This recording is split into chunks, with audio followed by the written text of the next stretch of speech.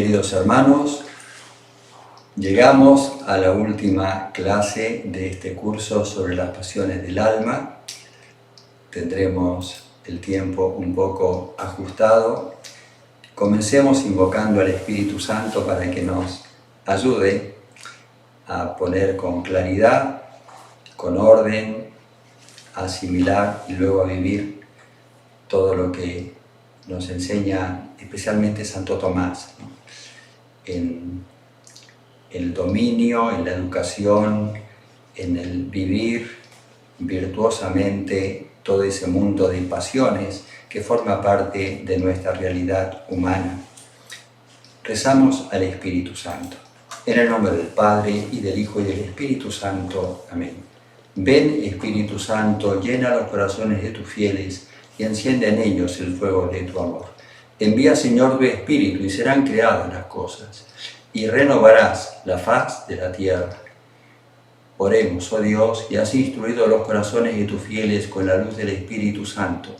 Danos a gustar todo lo recto según el mismo Espíritu, y gozar siempre de su consuelo. Por Jesucristo nuestro Señor. Amén. Dios te salve María, llena eres de gracia, el Señor es contigo. Bendita tú eres entre todas las mujeres, y bendito es el fruto de tu vientre, Jesús. Santa María, Madre de Dios, ruega por nosotros pecadores, ahora y en la hora de nuestra muerte. Amén.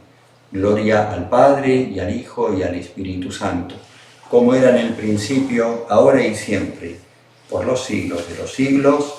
Amén. En el nombre del Padre, y del Hijo, y del Espíritu Santo. Amén. Invocamos a Santo Tomás de Aquino especialmente.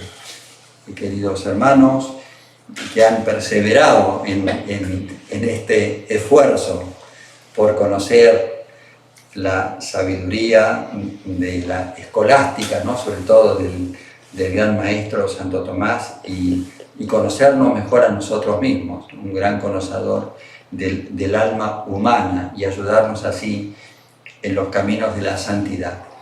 Ahora nos toca, porque veníamos un poco retrasados, el conocer o qué conclusiones podemos sacar para educar la pasión del temor, que ahí habíamos quedado. Esa pasión del temor que es muy humana como todas, pero muy fuerte, muy típica de este mundo. El mundo de hoy tiene especiales recursos para provocar pánico colectivo, incluso pánico cultural, pánico en las personas, en los jóvenes, en los grandes, en los niños. Muchos recursos para el terror, ¿no? Y para paralizarnos e impedirnos realizar, vivir el bien, vivir bien y ser fieles a Jesucristo. ¿Cómo educar la pasión del temor? Bueno, ya sabemos que todas las pasiones tienen como su foco central en el amor. Amar bien, amar mucho, amar intensamente al bueno. Solo uno es bueno, dice Jesús, que es Dios.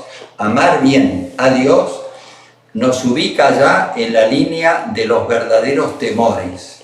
A Dios en sí mismo no hay que temerlo, porque es el bien infinito, hay que buscarlo, desearlo y amarlo con todo el corazón. Pero lo que se opone a Dios, o lo que me impide a mí vivir en la fidelidad al Señor, eso sí que me debe preocupar mucho. Y cuando hay una tentación o una situación que a mí me puede llevar al pecado, provocar el pecado, eso sí que merece nuestro temor, pero un temor que no me hace, que no me acobarda, sino que me hace actuar prudentemente para no caer en las redes, ¿no?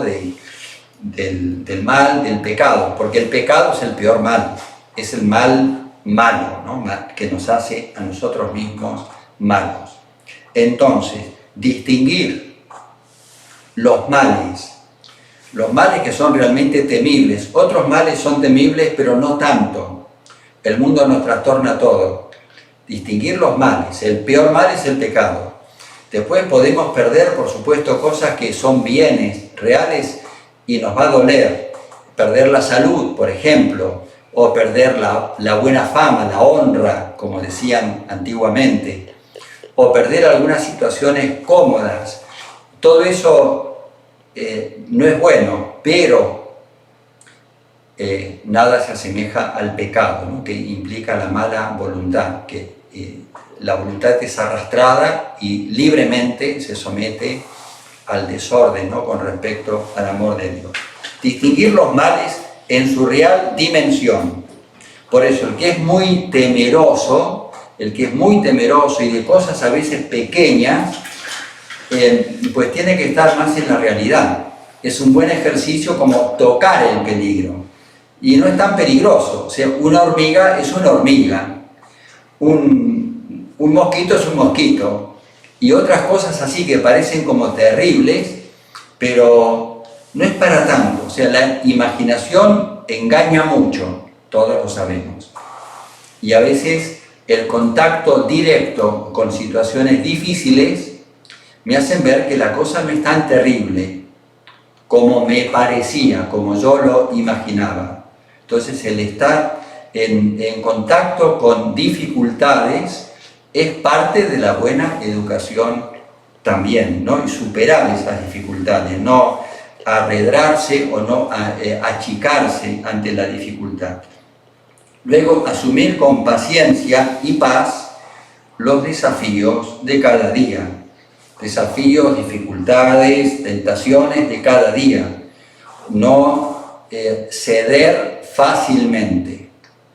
Cuando hay algo que ya supone algún esfuerzo extra o algo que me amenaza un poco, ya rendirse, no ceder, no acostumbrarse a las soluciones cómodas y fáciles, simplemente, que no siempre son las mejores y no son las realmente buenas. En eso hay que educar y educarse. Cultivar, por supuesto, una gran confianza, inagotable confianza en la divina providencia. Estamos en las manos del Padre. Así debemos sentirnos, sabernos y vivir en todo momento. Estamos en las manos del Padre. Suceda lo que suceda, pase lo que pase, digan lo que digan. Estamos en las manos del Padre. La divina providencia es la última palabra, absolutamente. Todo lo demás pasará de largo. Cultivar esa confianza en la divina providencia, especialmente, por supuesto, en la oración.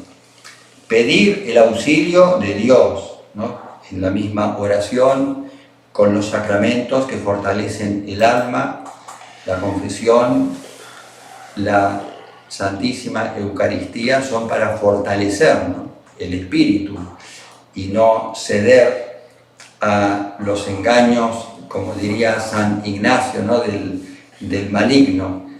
El espíritu fuerte, bien cimentado, arraigado en la gracia o en Cristo, según una expresión de San Pablo, y eso se da especialmente con la oración frecuente, la oración confiada, filial, ferviente, y la recepción digna, y que sea digna, ¿no? Realmente, no mecánica, de los sacramentos. Y también dejarse ayudar. No es debilidad pedir socorro, no es debilidad dejarse ayudar porque realmente me va a ayudar, con quien yo puedo sentirme también más acompañado y más animado a enfrentar el peligro, y a veces pueden ayudarme. Es, por ejemplo, muy importante una comunidad, la familia ante todo, ¿no? Que es la comunidad fundamental. Estar en un clima, saberme en una misma lucha, bajo una misma bandera, pero que otros comparten mis dificultades, mis cruces, mis temores, pero también mis esperanzas.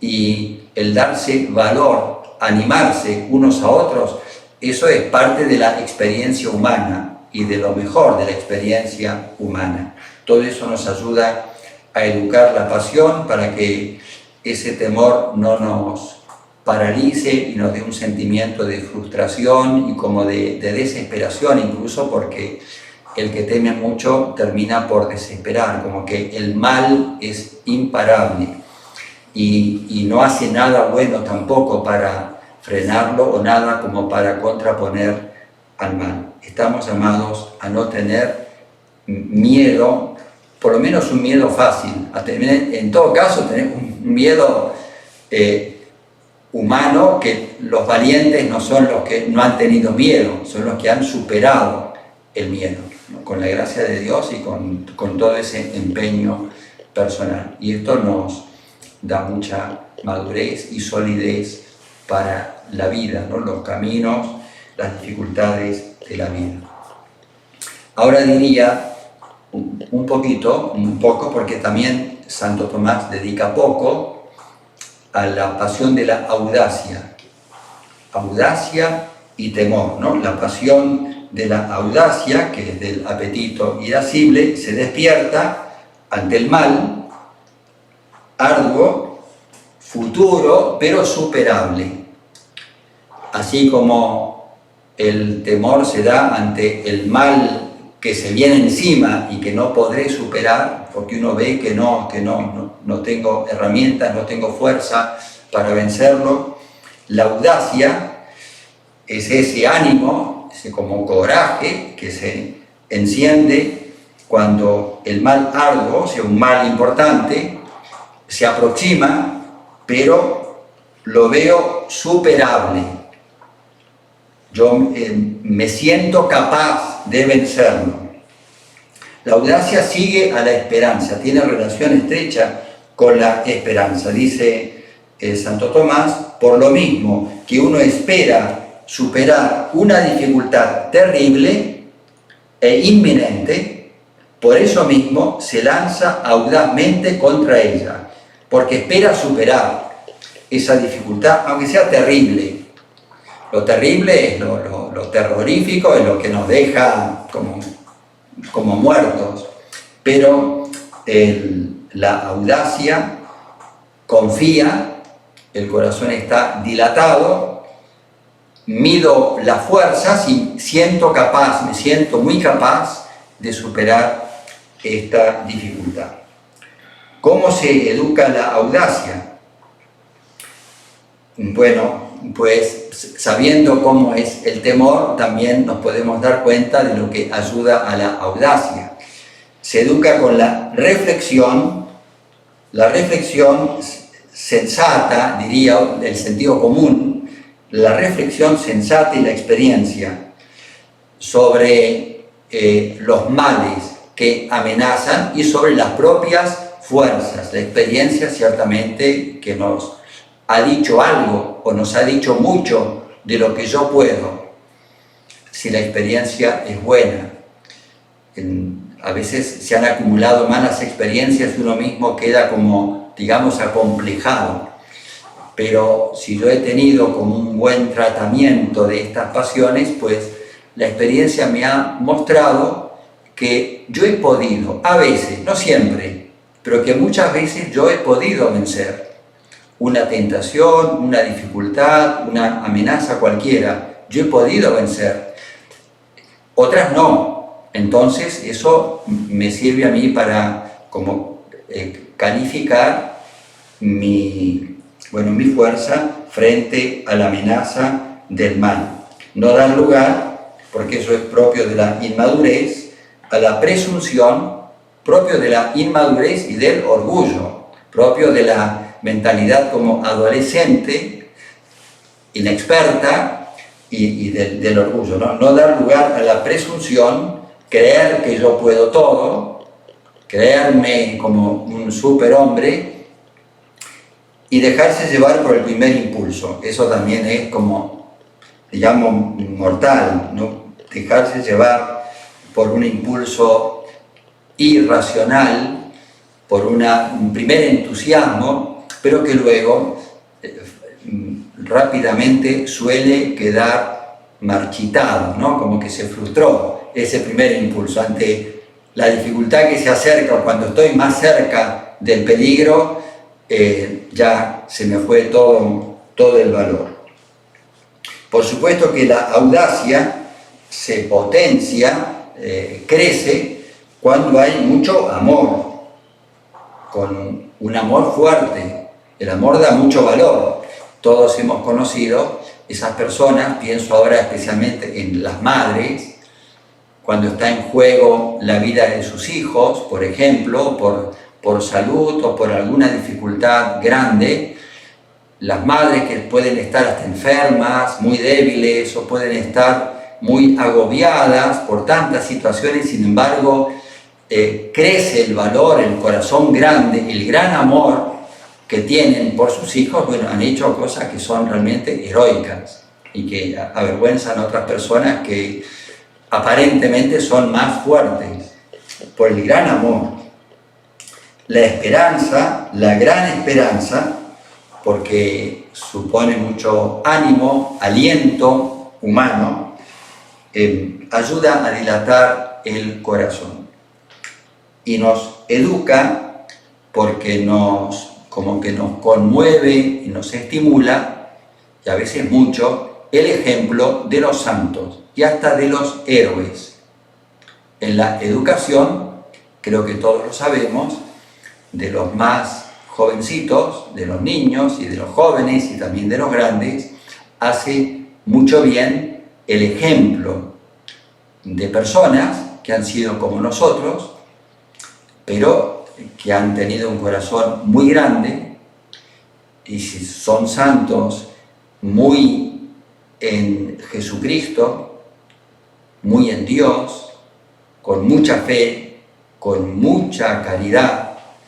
Entonces, siendo tal vez débiles y pequeños, como se sentía el mismo San Pablo, que fue un gigante, se animan, son realmente audaces, van más allá de lo que podría parecer para algunos prudente, pero sería falsa prudencia, ¿no? Van más allá. Ellos son los verdaderos prudentes. Tienen esa capacidad de enfrentar el mal y de animarse a ciertos peligros que el que no ama y el que no espera tanto, bueno, no se va a animar, no va a querer, se va a echar atrás. Los ejemplos de los santos han movilizado a muchos. Cuando uno lee la autobiografía de San Ignacio de Loyola, por ejemplo, o la vida de San Francisco Javier, o de tantos santos, de santos que han hecho obras externas, o de santos que han vivido sencillamente pero heroicamente en lo pequeño y cotidiano. Pensemos en Santa Teresa del Niño Jesús, o en el hermano Rafael, ¿no? San Rafael Arnaiz, heroicamente cosas, cruces, casi imperceptibles, pero grandes cruces, y que las han vivido con ese corazón tan grande. Acaban de beatificar a este joven Carlo Acutis, y como pasa con todos los santos, impresiona mucho porque es muy joven, 15 años, y sufre una enfermedad muy, muy terrible y mortal, como fue, pero con ese ánimo, con esa capacidad de enfrentar la enfermedad y la muerte, la mirada puesta en el Señor, puesta en la Eucaristía, y más allá de la Eucaristía, ¿no? En el Dios vivo y verdadero, y con ánimo. O sea, no vive abatido, físicamente sí abatido, pero espiritualmente animoso, como dando ese hermoso ejemplo de grandeza de alma, de fe, de esperanza y de caridad. Hasta aquí lo que se refiere a estas pasiones, el temor, la audacia. Santo Tomás dedica muy poco a la audacia, una cuestión, la prima secunde, cuestión 45, porque en realidad concede mucho al temor, y como la audacia y el temor se corresponden, entonces lo que vale para el temor, a la inversa, vale también para la audacia. Y ahora entramos y esperamos también terminar con la pasión de la ira. La ira, gran pasión, porque todas las pasiones pueden servir para mucho bien, pero pueden servir también para mucho mal, ¿no? La ira puede ser muy destructiva, pero puede ser muy constructiva. La pasión de la ira, definición. Es la pasión del apetito irascible, porque eso ya está supuesto, de ellas venimos hablando. Es un apetito, por tanto, algo bueno se apetece. El apetito siempre se dirige a algo bueno. Ya veremos qué es lo que hay de bueno en esta pasión, cuál es el bien que se intenta. Esta pasión actúa ante el mal, arduo y presente. Si no es ante el mal arduo, si uno se enfurece ante cualquier mal, es porque, bueno, hay alguna enfermedad. Bueno, es normal, por algo muy pequeñito, llenarse de furor, como reaccionar violentamente, la desproporción ya llega a niveles digamos, de patológicos.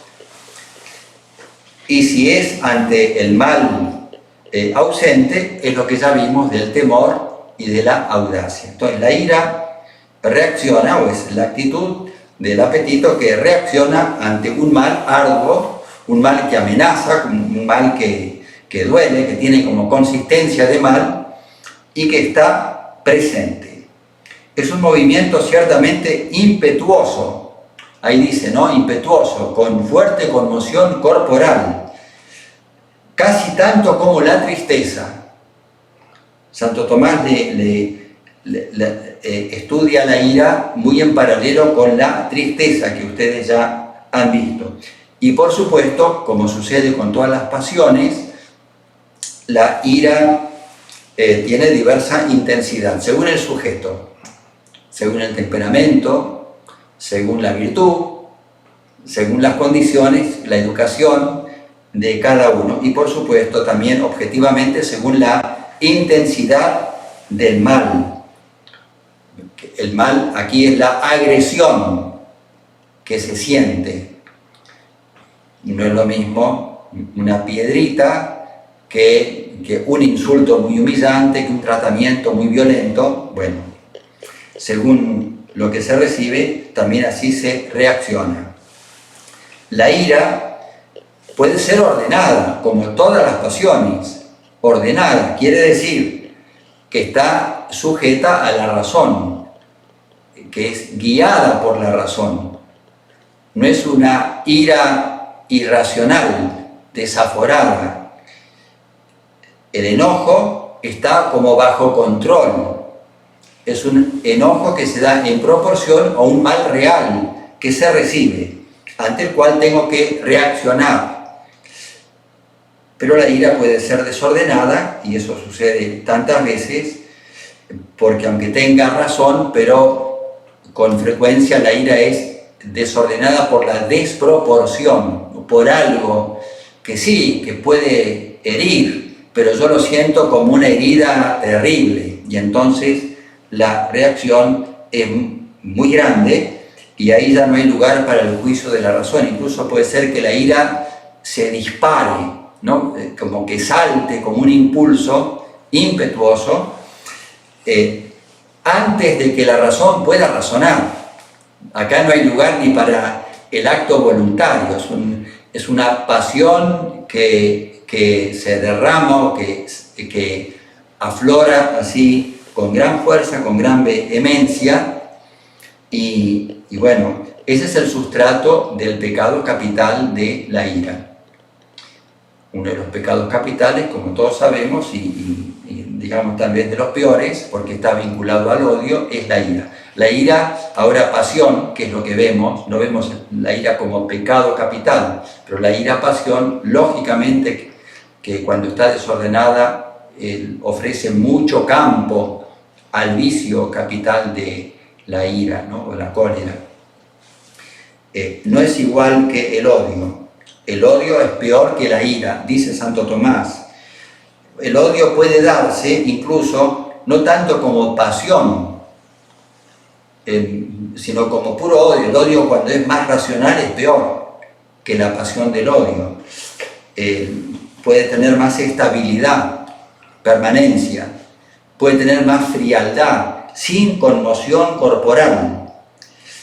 Y es más grave que la ira porque el odio está enfocado en el mal, en buscar el mal del otro. En cambio, la ira lo que busca es la venganza, sería como equilibrar el justo castigo de un mal recibido.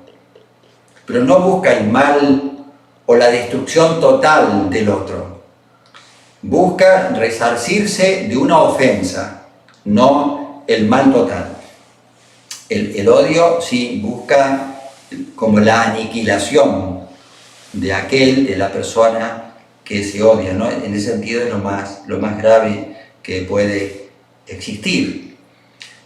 Vamos a ver cuáles son las causas de la ira. Pueden ser muchas, pero se pueden reducir a una sola, que es la agresión, la injuria que yo percibo.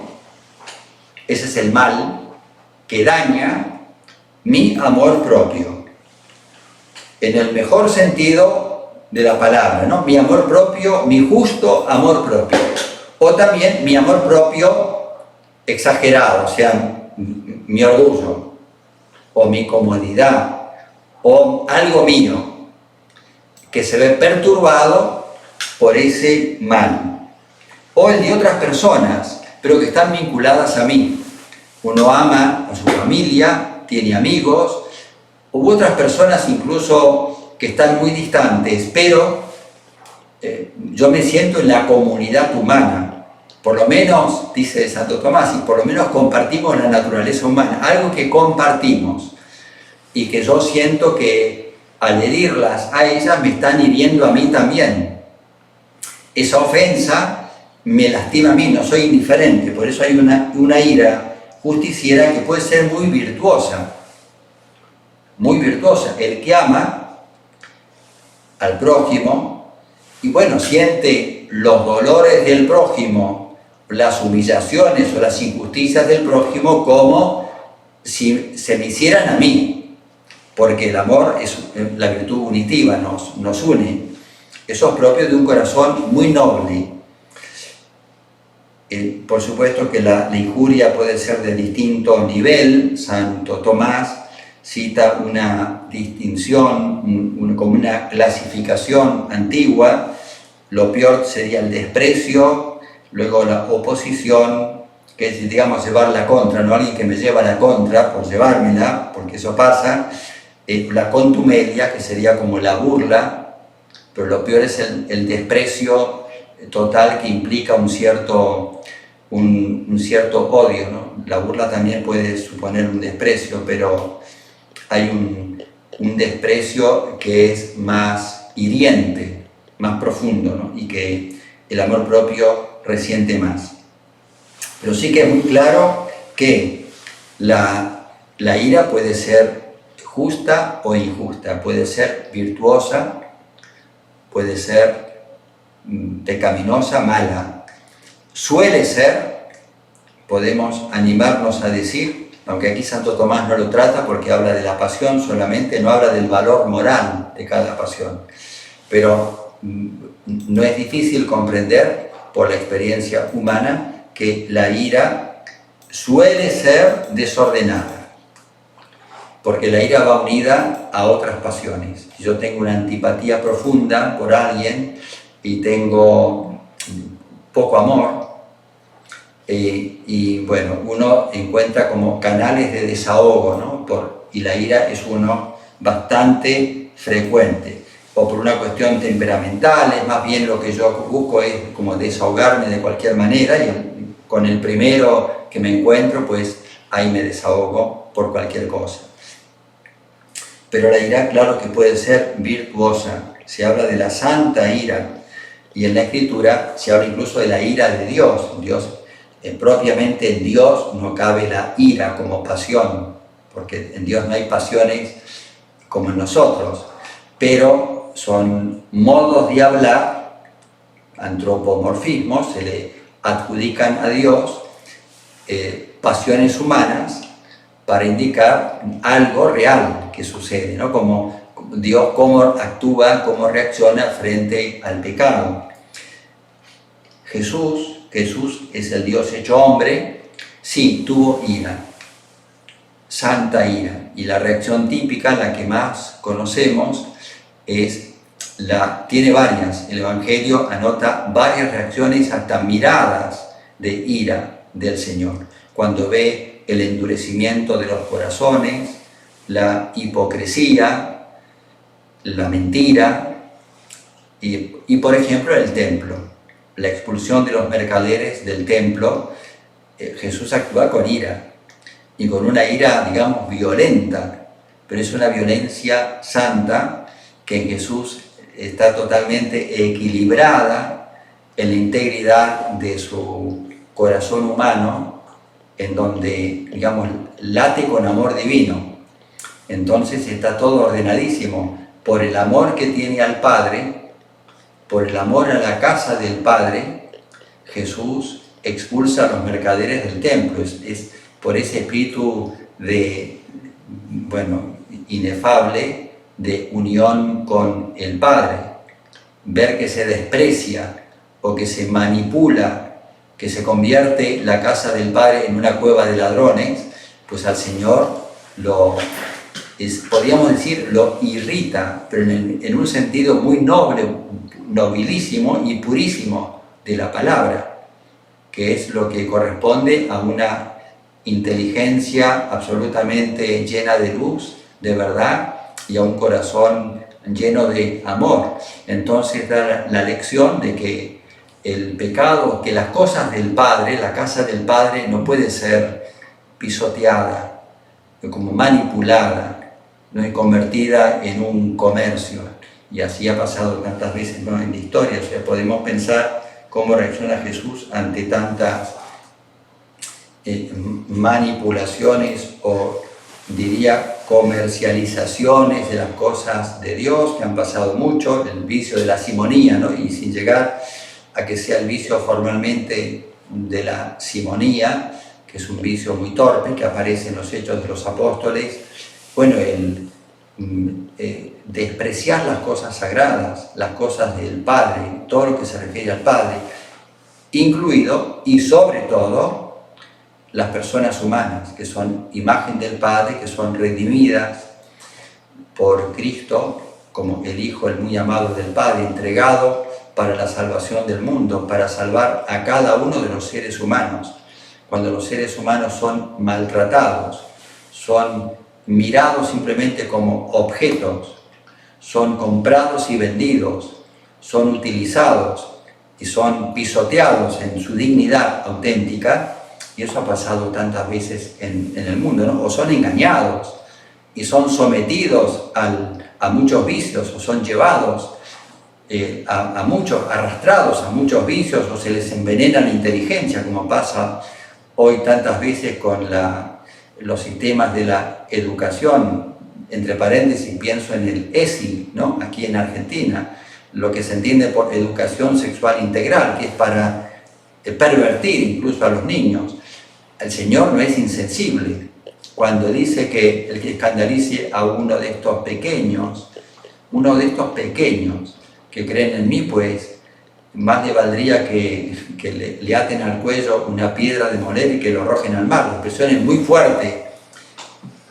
Es por ira santa, por amor santo. El amor está en la fuente de esta ira. El amor rectísimo, auténtico, purísimo, está totalmente conectado con esta ira santa. Pero nosotros no es así. Con frecuencia no es así. Más bien pensamos en vingar nuestros derechos, estamos pensando en nuestra comodidad o en lo que yo tengo, que me lo quieren sacar. Somos muy sensibles a lo nuestro, ¿no?, a nuestro plan, a nuestras ideas, a nuestros gustos, a nuestros placeres, y entonces nos enfurecemos con ira frente a quien amenaza todo eso. Según lo que yo amo, así será también lo que a mí me enoje o no. Ustedes han visto, lamentablemente, como hemos visto ya tantas veces, esos movimientos, a veces hasta de mujeres o de jóvenes o de otro sector, ¿no?, que han sido manipulados, ideologizados y llenados de odio. Llenados de odio. Están como teledirigidos, diría, hacia un objetivo. Entonces, cultivando o reavivando los resentimientos, a veces los más bajos, con algún fundamento de verdad, porque puede ser verdad o es verdad que hay injusticias que se han sufrido, todo eso es verdad, puede ser verdad y es verdad, a veces no, pero todo eso se puede exacerbar, ¿no? Hay quienes son especialistas en manipular esos sentimientos, en generar y aumentar los resentimientos. Y entonces, al mismo tiempo que crece el odio, crece la ira, la furia. Y hay quienes han llegado a destruir iglesias. Vaya a saber en su mente qué tienen, qué es lo que piensan de Dios, qué es lo que les han dicho de la iglesia o de los sacerdotes, o los han envenenado. Y eso les ha generado una furia, en parte culpable, en parte tal vez muy culpable, y en parte no tanto, dependerá de cada caso. En parte están muy engañados, muy envenenados, pero eso genera una furia que suele ser, digamos, muy injusta, muy cruel, especialmente torpe y muy vinculada al odio. Bueno, o sea que la ira puede pasar de la excelencia a la bajeza absoluta. En Jesús, por supuesto, que fue excelentísima, y en los santos tantas veces han actuado con todo amor, siempre con todo amor, pero ese mismo amor es la fuente de esos enojos o de esas reacciones cuando han visto la presencia del mal, del maligno, el daño que se hacía a las almas inocentes, o estaba en juego el mismo honor de Dios, el honor de la Iglesia, de la Virgen. O sea que el que se aira ve como un bien apremiante la venganza. Santo Tomás emplea esta expresión, la venganza. Quiere decir la reacción ante el mal que se hace presente. No es tal vez lo que entendemos por venganza comúnmente. La venganza es el ofuscar el mal que daña, sin ninguna razón o que yo entiendo que está provocando una destrucción totalmente injusta. Y entonces uno reacciona para hacer justicia. Los efectos de la ira desordenada. Algunos son efectos de la ira en sí misma, ordenada o desordenada. Primero, la satisfacción por la venganza. Así, eso suena muy mal tal vez, pero Santo Tomás lo pone, y más aún, San Francisco de Sales pone esa satisfacción o esa delectación en poder vengarse del daño que se recibe, sea esa venganza justa o injusta, sea ese repeler el mal, sea bueno o sea malo, pero esa satisfacción se da cuando uno, como parece que si no puede vencer al mal absolutamente, por lo menos puede afirmarse contra él. San Francisco de Sales pone esta satisfacción como una pasión independiente de la ira. Él pone 12 pasiones en lugar de las 11 que que trae Santo Tomás de Aquino. Esa delectación podría ser ordenada. Es como cuando, la satisfacción que da la justicia, o la verdad, ¿no? Se hace justicia, se hace verdad, si la justicia es justa. A veces pensamos con criterios de justicia, pero que no son realmente justos. Pero que se haga justicia y que yo me alegre o que sienta como una satisfacción porque se ha hecho justicia y se ha evitado que el mal que se venía haciendo, que se siga destruyendo, pues eso es legítimo. En principio, puede ser muy desordenado y muy maligno, ¿no? Segundo, un efecto de la ira muy visible es la fuerte conmoción orgánica. La fuerte conmoción orgánica, que también puede darse en la ira buena. Eso tiene que ver con el temperamento, con la realidad humana y corporal de cada uno. Pero la ira en general mueve el corazón y la sangre, dice Santo Tomás, da algunas explicaciones, así que tal vez puede ser que tal vez no estén totalmente adecuadas a la realidad fisiológica del ser humano, pero ciertamente que la ira provoca una alteración en nosotros y nos pone colorados o nos pone más enérgicos o nos pone en crispación. Algo sucede y en algunos se nota más, sobre todo en la gran ira, ¿no? Una tensión interior para repeler el mal.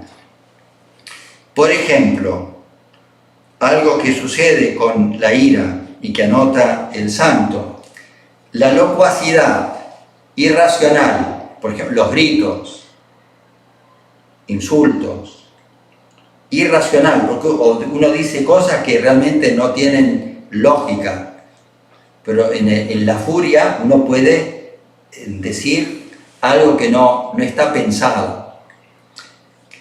Y él habla, si la ira es más grande, todavía más que la locuacidad, la taciturnidad. La taciturnidad, que es, el silencio. Uno queda como trabado para hablar, dice que se traba la lengua. Uno queda mudo. No puede decir nada de tanta furia que tiene. El que tiene mucha furia dice, grita.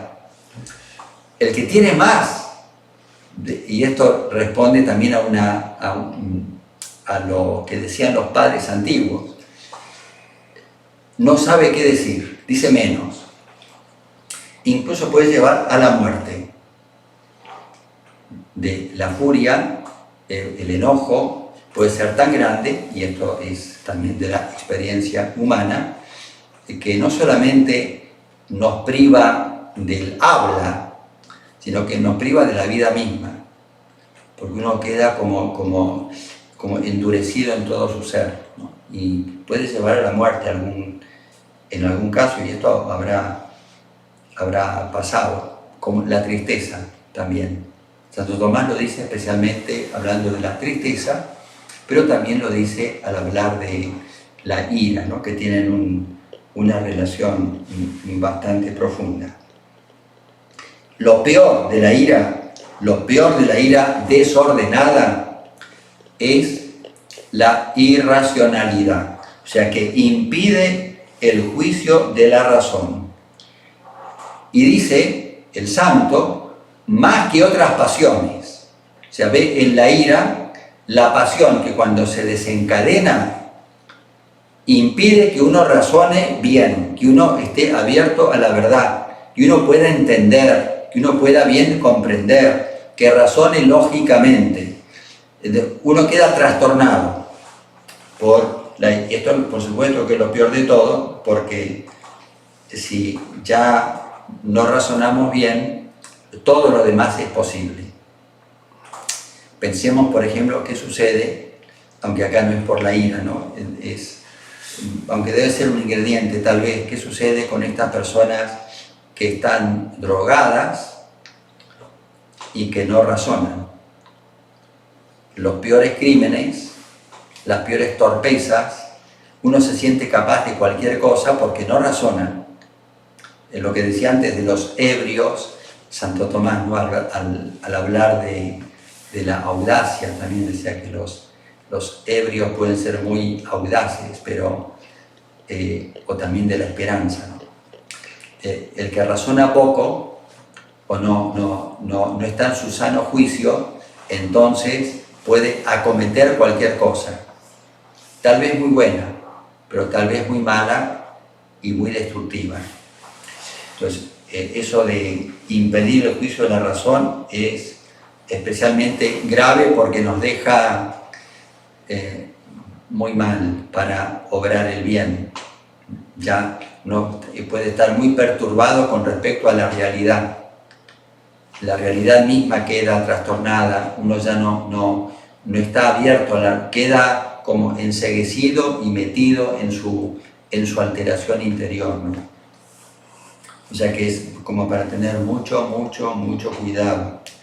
Y bueno, y de este último efecto se siguen muchos daños para todas las virtudes, especialmente para ciertas virtudes morales. Pensemos en la prudencia, que es una virtud fundamental, la caridad. Por supuesto, uno puede dañar la caridad de una manera despiadada, la justicia, la discreción, la veracidad. Muchas virtudes pueden quedar muy maltratadas, ¿no? Cuando uno está bajo el efecto de la ira, como pasión, porque la relación con la verdad está profundamente alterada, puede estar profundamente alterada. Entonces, ¿cómo educar la ira? Y ya vamos terminando. Vamos ya terminando, últimos minutos. ¿Cómo educar la ira? Que lógicamente que esto nos preocupa. Como siempre, lo más importante, ordenar el amor, ordenar los amores, para que yo me enoje por lo que realmente vale la pena, no por cualquier cosa. Ordenar los amores. Cuando un bien que realmente es un bien valioso es conculcado o sufre peligro, bueno, ahí sí que tengo que estar alerta o me debe doler y debo reaccionar a veces, ¿no? Según la fe y según la razón, ordenar los amores, lo que realmente vale y lo que realmente ya no vale. Porque hay ciertas cosas que me parecen a mí grandes bienes, pero no lo son. No son cosas tan importantes. Y yo no puedo hacer comenzar una guerra mundial por algo que tiene muchísimas consecuencias desastrosas y no vale la pena. Lo que está en juego es de muy poco valor. Aceptar una humillación, aceptar una pequeña injusticia, aceptar un cierto desprecio, no pasa nada. Me ejercita en la humildad, en la paciencia, en muchas virtudes. Y veo como males, a veces cosas que no son males, o graves injurias, cosas que no son ninguna grave injuria. Una corrección, por ejemplo, me han corregido, lo siento como una humillación tremenda, pero puede ser que la corrección sea verdadera, sea cierta, que me estén ayudando y uno lo recibe de otro modo, ¿no? Bueno, muchos ejemplos podrían ponerse. Reconocer la propia fragilidad. Santo Tomás dice que esto es muy importante. Reconocer la propia fragilidad. Lo dice en un comentario a la carta de San Pablo a Tito, no en la suma, pero lo dice. Es muy importante, porque esto me ayuda a comprender la fragilidad de los demás, los errores de los demás, o las pequeñas maldades también de los demás. Puede comprender y perdonar con mayor facilidad aquel que se sabe también de ese mismo barro, ¿no? Que tiene esa misma fragilidad, que ha dañado a otros. Entonces puede aceptar mejor o no vivir tan trágicamente alguna herida o cosas que se puedan sufrir de parte de los demás. Luego, apartar las ocasiones de explosión de la ira. Yo sé que hay situaciones, personas o momentos, así como ambientes, en los cuales yo puede ser que me enoje más. Entonces, acercarme o ponerme yo en una situación en la que fácilmente voy a explotar no es prudente, no es bueno. Porque sí, voy a explotar y para nada bueno. Pensemos también cuánto puede influir el agotamiento, tensiones que se tienen, por ejemplo, en el trabajo y que luego uno traslada a la familia. Eso ya pasa, ¿no? Uno ya está alterado por algo y entonces cualquier persona que se cruce en el camino también es para mí motivo de una mayor alteración, pero porque uno ya está agitado interiormente. El poco descanso, no poco sueño, a veces el alcohol, o cosas que normalmente no harían nada, pero que en un sujeto determinado, en mí, sí me sacan de quicio. Y la razón queda muy oscurecida y la voluntad muy débil. Entonces, apartar las ocasiones de explosión de la ira. Purificar la memoria, que significa, en este contexto, no alimentar los resentimientos. El que vuelve y revuelve las heridas, lo que ha sufrido, lo que me han lastimado, la injuria que he recibido, la injusticia que no tiene perdón de Dios, y todo eso, entre comillas, ¿no?, que uno va revolviendo, y bueno, eso alimenta constantemente el resentimiento. Y bueno, ya me predispone mal. Ante tal persona, yo actúo con la memoria muy viva del mal que me hizo hace un tiempo, y yo lo tengo eso muy vivo y no me ayuda para mirarlo todo como pacíficamente, ¿no? y poder aceptar la realidad actual y no estar anclado en la historia. Es muy importante también, como se ha dicho y nos damos cuenta, dominar el primer impulso. Eso es fundamental en la lucha ascética, dominar el primer impulso. Es decir, reflexionar un poco, parar, no reaccionar al instante. Tratar de reflexionar puede costar mucho, pero vale la pena reflexionar y rezar. Y también rezar, ¿no? Pedir ayuda a Jesús, manso y humilde de corazón, paciente. Pedirle ayuda al Señor, fuerza, no reaccionar así enseguida como por puro instinto de supervivencia, ¿no? de que sobreviva mi amor propio. No, eso no nos ayuda. En general nunca ayuda a reaccionar al primer impulso, y mucho menos en el tema de la ira. Queridos hermanos, oyentes, amigos de distintos lugares que han atendido a este curso, quedan, por supuesto, son nociones, ideas, como consignas generales, pero también prácticas que nos pueden ayudar en el camino espiritual. Nos permiten conocernos mejor, ubicar mejor nuestros defectos o nuestros puntos débiles, lo que tenemos que fortalecer, lo que tenemos que purificar, corregir.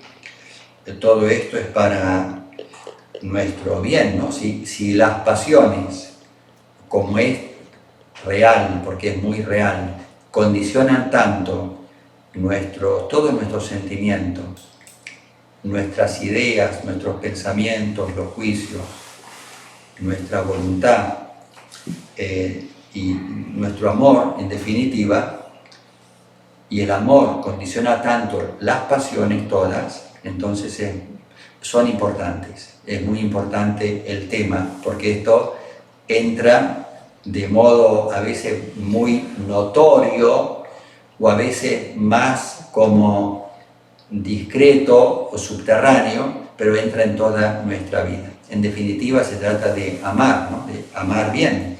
Es el primer mandamiento. Entonces, las pasiones pueden ser una gran riqueza para amar bien.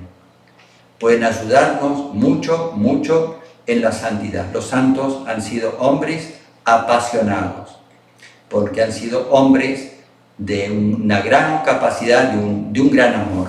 Han amado mucho. Cada cual con sus temperamentos, con sus circunstancias, todo es muy diferente, pero todos con un gran amor, y a partir de allí las virtudes que han ido moderando las pasiones, o que han ido ubicando a las pasiones en su propio lugar para que potencien el amor, no para frenar el amor, sino que han dado a ese amor fundamental su mayor expansión, ¿no? y purificación. Las pasiones cuando están realmente ordenadas. Han visto ustedes en el anuncio de este curso de las pasiones del alma una imagen del corazón de Jesús, del sagrado corazón de Jesús. Porque Jesús tuvo pasiones, como ya lo hemos dicho. Si tuvo amor, tuvo pasiones. Y tuvo un inmenso amor. Es el amor de los amores, como se dice en un canto clásico. Inmenso amor. Es el amor de Dios hecho carne que resuena en un corazón humano. Ese corazón, claro, es el centro de la vida pasional del Señor, pero todo es como un océano de pureza, de dignidad, de bien, ¿no? De fecundidad por el amor, que todo lo purifica y que todo lo eleva. Entonces le pedimos a este Jesús, al corazón de Jesús, a quien se le invoca también como Rey y centro de todos los corazones, que nos ayude en este forjar las virtudes, hacer que nuestras pasiones sean realmente virtuosas, o sea, para el bien, para cumplir bien y mejor la voluntad de Dios, que es nuestra santificación, y la santificación supone el amor. La oración confiada nos va a ayudar, por supuesto, la oración dirigida a ese corazón de Jesús, la oración eucarística, la oración mariana a la Madre de Dios, como ya dijimos, la devoción y el ejemplo de los santos, ¿no? Que son a veces tan cercanos a nosotros, que han tenido lo mismo, a veces las mismas tentaciones, dificultades que nosotros, que han sabido encauzar todo el mundo interior de las pasiones al servicio del primer amor, ¿no? Del gran amor y de todo auténtico amor. Los sacramentos nos van a ayudar, por supuesto, son canales, instrumentos de la gracia divina. Pienso ahora especialmente en la confesión. Para recibir el perdón de Dios nos sirve el examen de conciencia para preparar la buena confesión, y la gracia sacramental, que me ayuda en el combate espiritual, ¿no? Para que las pasiones estén en su lugar, bien ordenadas al servicio del amor. Esperamos que esto haya sido de utilidad para todos ustedes, como lo pedimos también para nosotros, y agradecemos especialmente a la Legión de Cristo Rey de Miami, que están allá en Miami, que han tenido la iniciativa de este curso, pensando en que podría servir a mucha gente de muchos lugares, y creo que, bueno, esa es la ilusión, esa es la intención. Dios los bendiga mucho.